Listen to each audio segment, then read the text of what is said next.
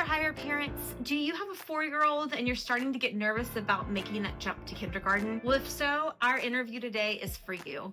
We have Stacy Archer here. She is a longtime kindergarten teacher and has a kindergartner of her own as well as a second grader. And so we're gonna pick her brain today on what does it take to prepare your child for kindergarten. Yes. First of all, just take a deep breath. Okay. I think I will hopefully ease your worries. There is not some magic thing that you must be doing for your child to be successful in kindergarten. Most kids, if they haven't been to pre-K before, they are ready to absorb and learn new information once it is presented to them. So just because your kid doesn't know all the letters in the alphabet yet, they probably will by September of kindergarten. They're just, they're waiting for their teacher to teach them that information. There are things that I think we can naturally and authentically do as parents of an incoming kindergartner. One of those things, I think one of the main things your kindergarten teachers that you're sending your kids to will be thankful for is if they can write and recognize their name. Many kids do this pretty naturally because they see their name on their bag or they see their name at their daycare or on their cubby at daycare or their preschool. But being able to help your kid write their name as well, it doesn't have to be beautiful. A lot of kids at this age developmentally don't have the grip or the pencil grip to be able to write neatly or firmly yet, and that is okay. They can paint their name, they can write it with crayon, they can write it with chalk outside on your driveway. I've done this with kids before, write their name on an index card, cut it up, mix it up, and have them put their name in order. There's so many fun things you could do. And you could buy those puzzles that I see all the time that have your kid's name and they just put their name in the little puzzle spots. I never bought those, but they're really cool. Yeah, I think that it's just relieving for parents to hear, like, it's going to be okay. It is going to be okay. You don't have to, like, prep. It is. It's just they're not a month. They're not supposed to know a lot before they go to kindergarten. It's supposed to be, an introduction into school. And so don't feel like, oh no, I don't read with my kid all the time, or they don't know their numbers. It will happen. And if there is an actual concern, your teacher, your child's teacher, or you yourself, if you are your child's teacher, will figure that out along your journey, and be able to address it when it comes. 5-year-old going into kindergarten, you don't need to worry. You don't need to worry. So what I heard when you were talking about the names, sort of doing it with different textures, does that help motor skills? Like, how are motor skills important? That is one of the main things you can do before kindergarten. I currently teach second grade, but I talk to my kindergarten colleagues, and one of the number one things they're noticing with incoming kindergartners is their lack of motor skills. And they're not able to use the scissors. They're not able to get the glue cap off. They're not able to hold their crayons or even color in the lines. And these are things you can do at home naturally before they go to kindergarten. Exposing them to all of those school supplies, maybe as a 4-year-old, showing them how to hold the scissors, letting them cut paper. Give them some paper, let them cut it, let them glue it. That will greatly help their fine motor skills. Also, just letting them play with things like Play-Doh, things that they have to squeeze, those squishy balls. Will help them truly strengthen their hands and their fingers so that they're ready to do the fine motor skills that come when they go to kindergarten. That's so interesting. So they're like, if they haven't had practice with school supplies or they've been on iPads a lot, they're really struggling to do those fine motor skills. Do you ever have them count? Like if say you were doing 2 things of glue, like does it help to start doing counting activities? Yes. So counting is something, thankfully, we naturally do a lot. Before you jump in a pool, you say 1, 2, 3, jump. There's a lot of things that you're doing naturally, probably with your 3 and 4-year-olds that link to counting. You're counting how many times you can toss the ball back and forth. You're counting how many times you can jump up high on the trampoline. So doing that with your child, counting out loud with them, counting, the cows that you see on your drive to your grandma's house or the number of Starbucks you see on your trip, counting out loud with your kid. And then if you can link it to actually visually seeing the actual number, that's a bonus.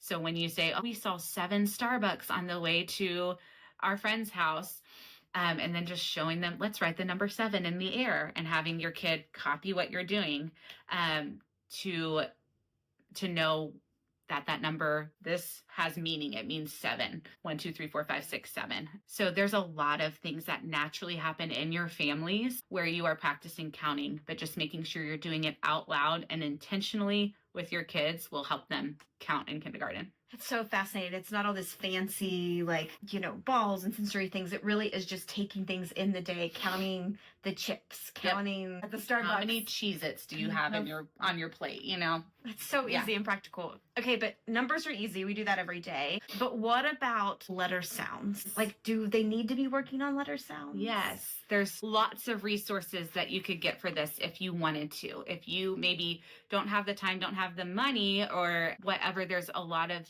natural, I would say authentic things that come up in your everyday life that you can intentionally use to help your child with letters and letter sounds. We do this a lot while you're driving around. There's something in the education world called environmental print. So it's how kids they're like, oh, this says Chick-fil-A. And you're like, how do they know that? It's because they've seen it since they were 1. My kids have seen it at least once a week since they were 1. And so they know that those letters that look that way, it says Chick-fil-A. They know Target. They know Walmart. They know all the normal places that you visit in your everyday life. They're able to read it. And I would say, oh my goodness, you're reading the word Target. We might not think of it as reading. It is the beginning stages of reading. So really encouraging environmental print while you're driving around, and then taking it a step further. Target, that starts with a T. What sound do you hear at the beginning of Target? T, t, t. And just being intentional about those things in your everyday life. You don't have to set aside extra time to teach your kids this. It can be while you're out, while you're going. That's so interesting. I've seen this with all my nieces and nephews, this imprint. They know the word. But how do they get that to the letter matching? I know you drew it on there, but what else around this, actually getting it to the letter? So you guys have seen, buying alphabet puzzles. You could do so much with alphabet puzzles. First, you could just put the puzzle together, say the letters while you're putting it together, say the sound once they find the A or the B or the C. Another thing that you could do with letter recognition is letter matching. Once they know their capitals, then you can write on sticky notes the lowercase letter and they can match them up. They can, you could do this with index cards, or on your own sheet of paper. You could write the capital and write the lowercase and have them do a matching game, like flipping it over and matching, and then they get the match or they don't get the match, just like your normal matching game. There's so many things if you can think outside the box and be creative with it. Another thing you could do with just an alphabet puzzle is, okay, they have the B, then challenge your kid to look around the room. What starts with a B? Blanket. And then maybe they're doing a scavenger hunt with it, or maybe they're literally taking the puzzle piece and putting it on the blanket. They're labeling the first sound in the items around your house. So there's lots you could do with everyday things that you already have at your home. That's brilliant. I will put a plug in for our book right now. We do have a kindergarten prep book, and we actually do this, our ocean book. We actually, all the letters they're tracing spell out ocean. That's perfect. So that it can sort of do it. Yeah. It's built by a certified teacher, Hannah Lawrence. She's we've interviewed her in the past, but the same concept of how do you identify the letters. So again, check out our website for that. We have animals, ocean, and space. Yeah.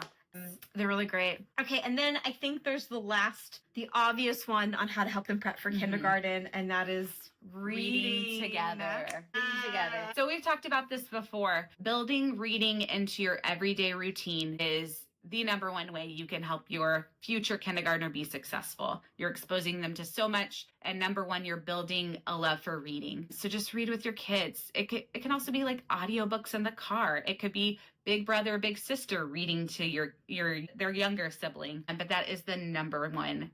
And the number one thing I would tell any parent who has a future kindergartner, just read with your kid. As summer is coming, would that be your other recommendation? As we head into kindergarten, the few months before? Yes, read with them. On your vacation, take books, read it out loud on the trip while the other parent drives. Does it have to be a book? Can it be audible? Does it matter? It can either one. The number one thing you're building is vocabulary and exposure to stories and being able to comprehend things that are read to you. It can be helpful. There are some apps and some books that things that will highlight the word while it's reading to you. That's also helpful, but they don't have to physically be looking at the book.